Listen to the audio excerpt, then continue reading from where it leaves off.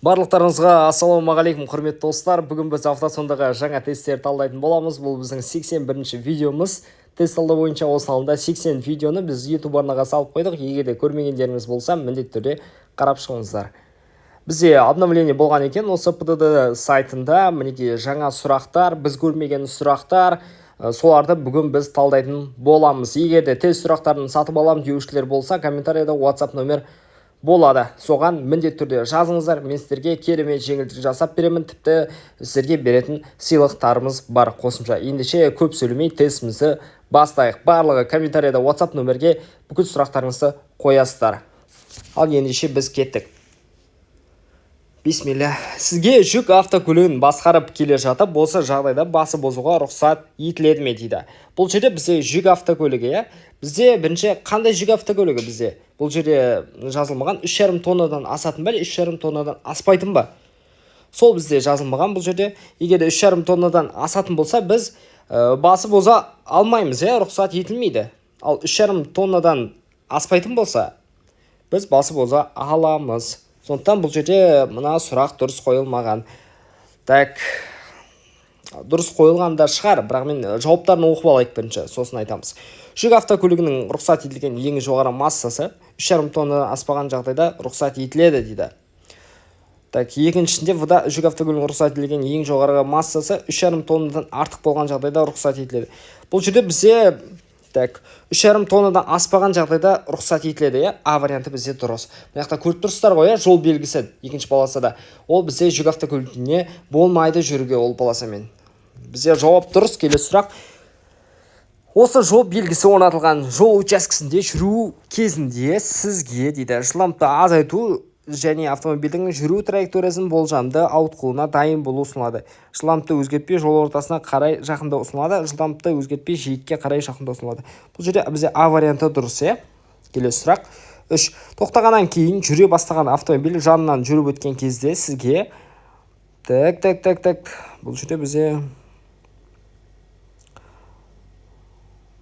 Бұл жерде бізде А варианты дұрыс, жылдамдықты азайтуымыз керек және жеткілікті қауіпсіздік бүйірлік аралықты қамтамасыз ету ұсынылады, Келесі 4. Бұрылыс туралы сигналды қолмен беру қай кезде тоқтатуға болады дейді. Маневр басталар алдында, маневр аяқталғаннан кейін, маневрді бастағаннан кейін дейді. Так. Бұрылыс туралы сигналды қолмен беруді қай кезде тоқтату. Маневр басталар алдында біз көрсетеміз ғой, А варианты бізде дұрыс, Келесі сұрақ. 5. Күндізгі уақытта елді мекеннен тыс жерде жүру кезінде басып озатын автомобиль жүргізушісінің назарын аударуға болады. Так. Екі әдіспен де болады. Бұл жерде оқып алсаңыздар болады. Келесі сұраққа өтеміз. Сізге осы әдіспен жүк тасымалдауға рұқсат етіледі ме дейді. 0,4 дейді бізде. 0,4 болса рұқсат етіледі, 0,4 метр болған жағдайда.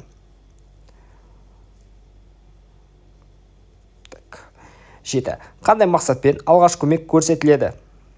Адамның өмірін құтқару және зардап шегушіні қорғау, қал жағдайын жақсарту және оның нашарлауына жол бермеу. Бұл жерде бізде екеуі де дұрыс, С варианты. Осы жағдайдағы сіздің әрекетіңіз. Автобусқа жол бересіз, автобусқа жол бермей бірінші болып өтесіз.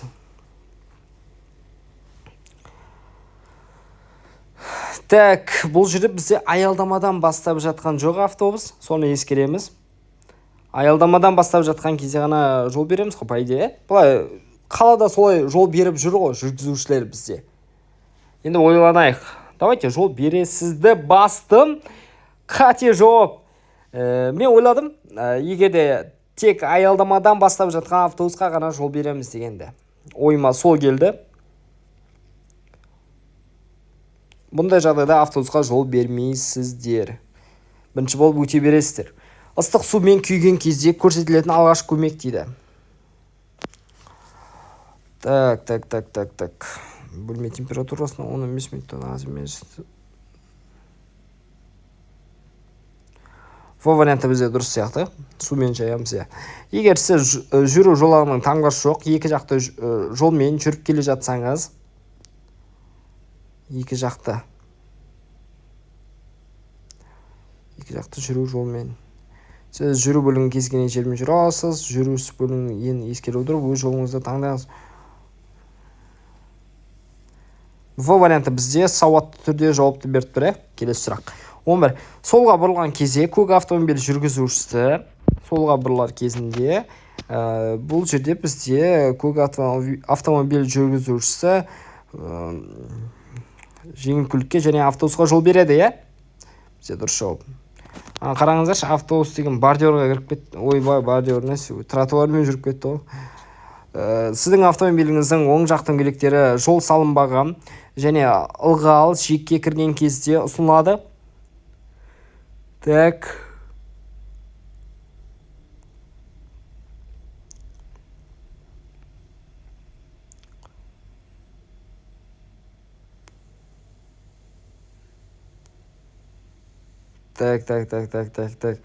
Қай жауап бізде дұрыс?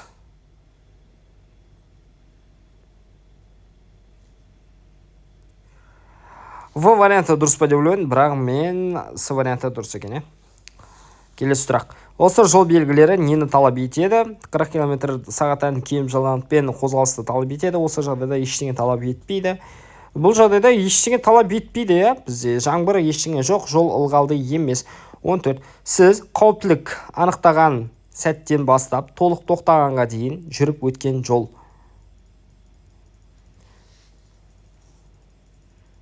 Так.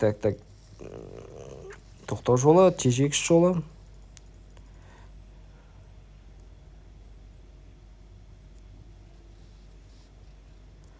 Тоқтау жолы, Өте оңай ғой мына сұрақ. Солға бұрылардағы сіздің әрекетіңіз. Жол қиылысын бірінші болып жүріп өтесіз. Қарама-қарсы келе жатқан көлік құралына жол беру үшін тоқтау сызығына келіп тоқтайсыз. Қарама-қарсы келе жатқан көлік құралына жол беру үшін тоқтау сызығына өтіп барып тоқтайсыз. Өтіп барып тоқтаймыз, Тоқтау сызығы не обязательно? Тоқтау сызығына тоқтау. Әрі қарай өтіп барып тоқтаймыз, Что пробка создавать етпеу үшін. Или, в общем, солай, құрметті достар. Бұл жағдайда жеңіл автокөлікке қандай бағыттарда жүруге тыйым салынады? Сол иығымен бізге қарап тұр және қолын көтеріп тұр майы қызметкері. Біз қайда жүруімізге болады, қайда жүруімізге болмайды. Тек тура оңға, тек тура және солға, тура және так, құрметті достар.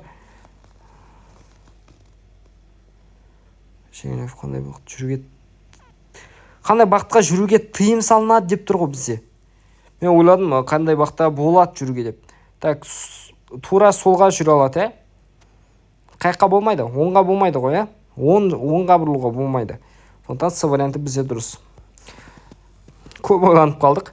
А1 қосымша санатына жататын көлік құралдарының жүргізушілеріне тротуарлар бойынша жүруге рұқсат етіледі ме?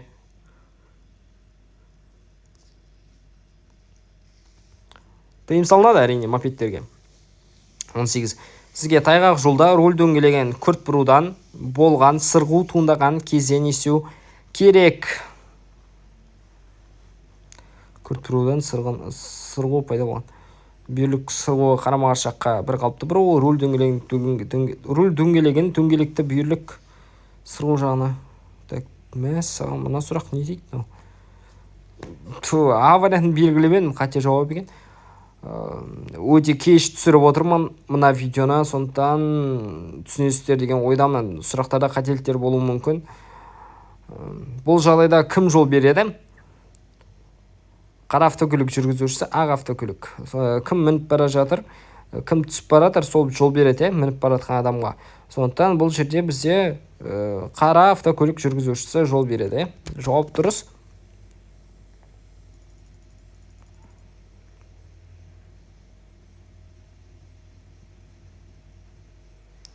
Жара мен жарақаттың қандай түрінде суланған дәкеден таңғыш салынады?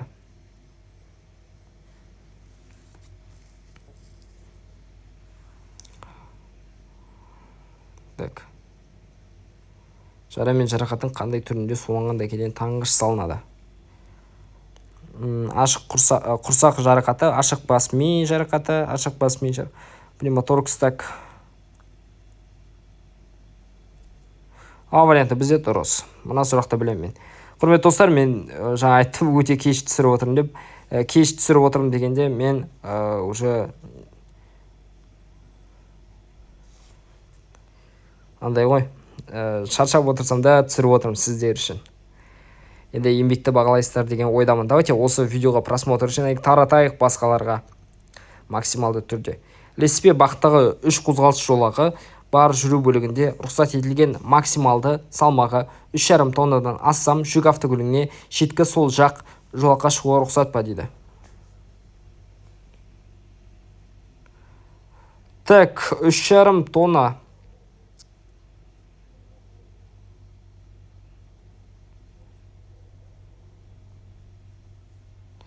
Солға бұрылу және кері бұрылу үшін ғана рұқсат етіледі. С варианты бізде дұрыс.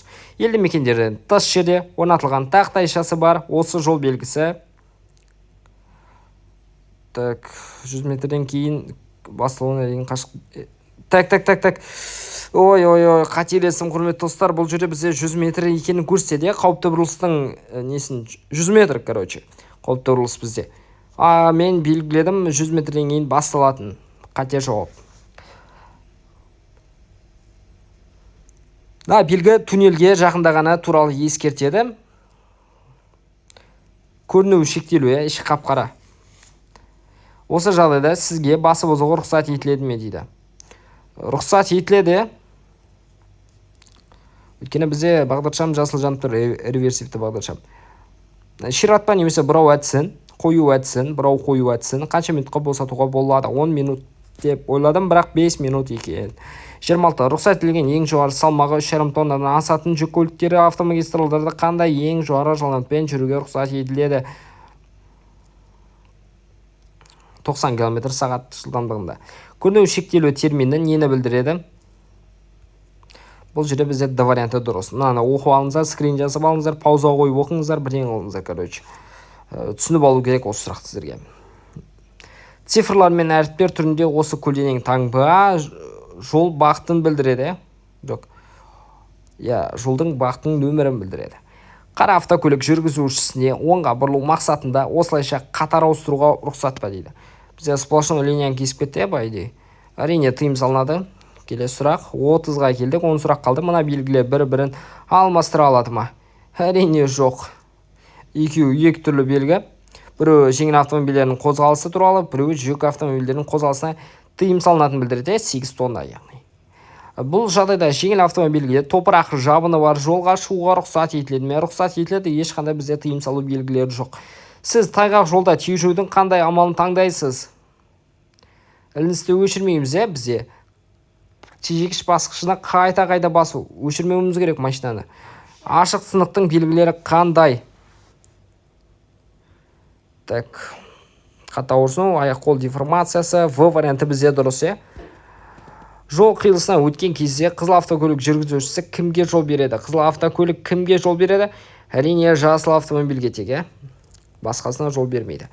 35. Солға бұрылардағы сіздің әрекетіңіз оң жақтан жақындап келе жатқан көлік құралына жол бересіз, сол жақтан жақындап келе жатқан көлік құралына жол бересіз. Көлік құралдарының екеуіне жол бересіз, ешкімге жол бермейді. Әрине екеуіне де жол береміз, біз жаңа ғана бастап жатырық қой қиылысты. Осы жол белгісі не туралы хабарландырады? Бұл бізде автокөліктердің жұп күндері тұруға тыйым салынады. Жұп сандары күндері тоқтап тұруына тыйым салынады. Келесі 37. Автомобиль жүрісі кезінде жолаушылардың және бекітілмеген жүктің артқы жаққа жылжуы неден туындайды? Так, күрт жылдамдатудан, машинаны. Сіз тура бағытта жүріп келе жатып, жол қозғалысы ережелері бойынша қызыл түсті автокөлікке жол бересіз бе? Әрине жоқ. 39. Сізге сол жақтағы таңбаның тұтас сызығына дейін арақашықтық 3 метрден асқан жерге тоқтап тұруға рұқсат етіледі ме дейді. Тоқтап тұруға? Рұқсат етіледі деген мен ойладым, кедергі келтірмеген жағдайда ғана келтірмесе рұқсат етіледі деп.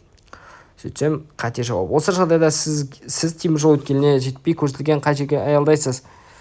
Жол қозғалыс бағытына бірінші жол белгісінің алдында, екінші жол белгісінің алдында жақын жатқан рельске 10 метр өз қолыңызға қарай жақын арақашықтықта келе жатқан пойыз. Так, бірінші жол белгісінің алдына тоқтаймыз. Бірінші стопқа тоқтап аламыз. Стоп деген бар ғой. 3 секунд па 5 секунд. Сосын барып ана жаққа барып тоқтаймыз. Темір жол өткеліне жақындап. Все, құрметті достар, біз 34-те 40 жинадық. 15 минут 38 секундта 6 жауапқа қате жібердік. Құттықтаймыз, сіз тестті сәтті тапсырдыңыз. Егер сізде қателер болса, оларға оралып қарап шығуға болады.